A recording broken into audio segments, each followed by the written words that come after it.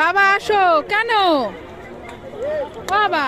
আমি যেতে দেয়নি, আমরা কিছু করিনি, এদিকে শুধু এটা নিয়ে যাও পায়খানা করেছে, দেরি হয়েছে। রাগ করার কিছু নেই। মা খ্যাচখ্যাচ করছে না বাবার ওপর, বাবা অত মা অত খ্যাচখ্যাচ করলে হয়? বাবা 30টা পকোড়া 100 টাকা।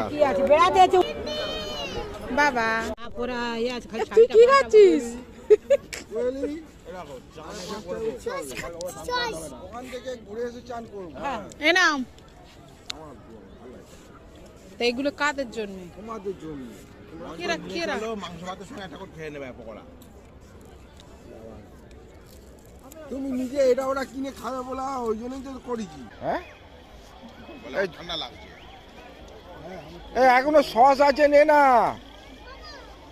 সস, ঝাল সস আছে, ঢেলে নে না, সস ওখানে ঢেলে নাও না, ঢেলে নাও। কি সস বাবার জন্য রেখে কি হবে? বাবা ও অত খাবে? ভাত পাতা আমরা রুটি খাবো, আর ভাত পাতা আমি 10টা রুটি করে দিয়েছি, 2টো রুটি বাদ দিয়ে দিয়েছি। তুমি খেলো, আর সঙ্গে হাত দেবে না, একদম হাত দেবে না, অনেক খেয়েছি। মামা আমি কি বলেছি মনে আছে তো? কথাটা মনে আছে হ্যাঁ কিনা? তখন কি বললাম কানে কানে? ওইসব খাবে না।